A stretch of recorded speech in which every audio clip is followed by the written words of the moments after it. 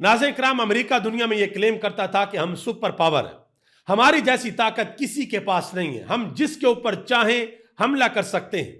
और अमेरिका ने इसी घुमंड में पूरी ताकत के साथ ईरान के ऊपर हमला किया और ऐलान किया कि हमारे जितने भी अहदाफ हैं हम वो ईरान के अंदर से हासिल करेंगे। हम ईरान को मजबूर कर देंगे कि वो अमेरिका के सामने घुटने टेक दे। लेकिन इस लड़ाई के दौरान अमेरिका ने ईरान से क्या हासिल किया वो तफसीलात मैं आपके सामने रखने के लिए जा रहा हूं। फिर आपने कमेंट बॉक्स के अंदर यह जरूर बताना है कि वो अहदाफ की लिस्ट जो अमेरिका ने जंग से पहले बनाई थी, आया उसमें से कोई एक हदफ भी इन्होंने हासिल किया है या नहीं किया। सबसे पहले नंबर पे जो बड़ा हदफ था वो ये था कि ईरान के लोगों को बाहर निकालना है, बगावत करवानी है और ईरान के अंदर रजीम चेंज ऑपरेशन करना है। ऐसा नहीं हुआ। ईरान के लोग बाहर जरूर निकले लेकिन अमेरिका के खिलाफ और अपनी रजीम के साथ डट के खड़े हुए। और जब तक ये लड़ाई जारी रही, सीज फायर से पहले पहले ईरानी सड़कों के ऊपर मौजूद रहे। हत्ता कि जब अमेरिका ने धमकी दी कि हम ईरान के पुलों को और ईरान के पावर प्लांट्स को निशाना बनाएंगे, तो ईरानी अवाम ने बाहर निकलकर हाथों से जंजीर बनाई और उन्होंने कहा कि हमारे इंफ्रास्ट्रक्चर को निशाना बनाने से पहले तुम्हें हमें निशाना बनाना होगा। तो जो पहला पॉइंट है, जो पहला इनका हदफ था, उसमें यह मुकम्मल तौर पर फेल हो गए, नाकाम हो गए। ईरान के अंदर रजीम चेंज नहीं कर सके। दूसरे नंबर के ऊपर इनका यह हदफ था कि ईरान के अंदर जैसे ही रजीम चेंज होगा हम एक नई हुकूमत लेकर आएंगे, हम एक पपट बैठाएंगे, एक अर्दली ईरान के ऊपर बैठाएंगे। ये ऐसा भी नहीं कर सके कि ऐसा कोई बंदा ईरान के ऊपर आ जाए जो डोनाल्ड ट्रंप के सैल्यूट मारे, डोनाल्ड ट्रंप को कहे कि आप तो कमाल हैं, आप जैसा तो बंदा ही कोई नहीं है, आपने ईरान के अंदर बड़ा जबरदस्त काम किया है। ऐसा भी अमेरिका नहीं कर सका। तीसरे नंबर के ऊपर ये ईरान के तेल पर कब्जा करना चाहते थे, बिल्कुल वैसे ही जैसे इन्होंने वेनेजुएला के तेल के ऊपर कब्जा किया। वहां पर जाकर ऑपरेशन किया, उनके सदर को गिरफ्तार किया और गिरफ्तार करके न्यूयॉर्क की अदालत के अंदर पेश किया।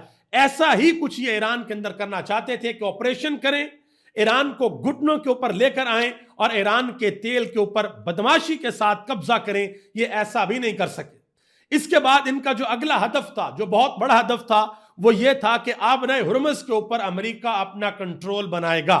जिस तरीके से अब ईरान कह रहा है ना कि भाई आबना हुर्मुज़ के ऊपर अब होगा ईरान का कंट्रोल, जो भी वहां से गुजरेगा ईरान के पास दराने इनकलाब से कांटेक्ट करके डिटेल बता के टूल टैक्स देकर गुजरेगा, अदरवाइज किसी को गुजरने की इजाजत नहीं होगी।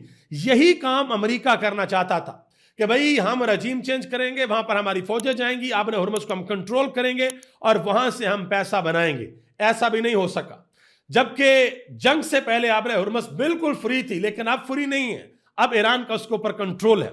इससे अगला जो हदफ था वो ये था कि ईरान के एटमी प्रोग्राम को बंद करना है। ईरान ने जो यूरेनियम अफजूदा किया हुआ है उसको अपने कब्जे के अंदर लेना है। ऐसा भी ये नहीं कर सके।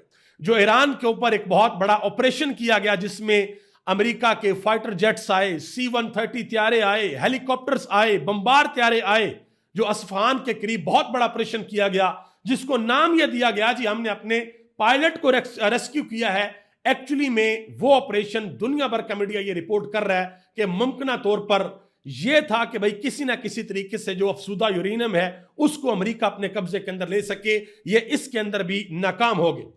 फिर इनका हदफ यह था कि ईरान की जो मिसाइल टेक्नोलॉजी है उसको खत्म कर दिया जाए।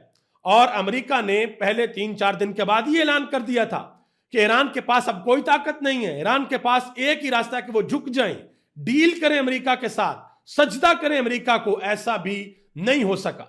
फिर इनका हदफ था कि भाई ईरान के जो फौजी अड्डे हैं उनको हम तबाह कर दें। और इसका 2-4 मरतबा नहीं बल्कि कई मरतबा डोनाल्ड ट्रंप ने ऐलान किया कि हमने ईरान के फौजी अड्डों को तबाह कर दिया है, लेकिन अभी भी ईरान हमले जारी रखे हुए है। सीज फायर से पहले तक ईरान की तरफ से हमले हो रहे थे। इसके बाद यह भी था कि भाई ईरान के अंदर रजा शाह पहलवी उसको हम लगाएंगे। ऐसा भी ये नहीं कर सके।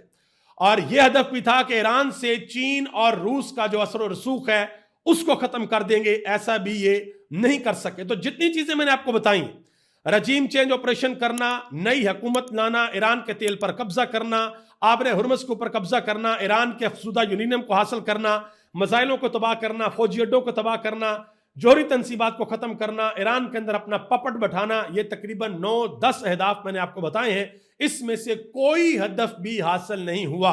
उल्टा जो ईरान ने इनके साथ किया, ईरान ने खलीजी ममालिक में इनके अड्डों को निशाना बनाया। ईरान के ड्रोन्स ने इनके एयर डिफेंस सिस्टम को चीर चूर के जाकर निशाना बनाया।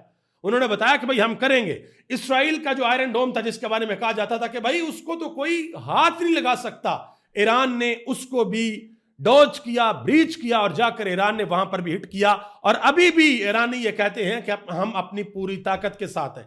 अभी भी ये रिपोर्ट्स हैं कि ईरान के पास अभी भी 15,000 के करीब मिसाइल हैं और तकरीबन 80,000 के करीब उनके पास ड्रोन्स हैं।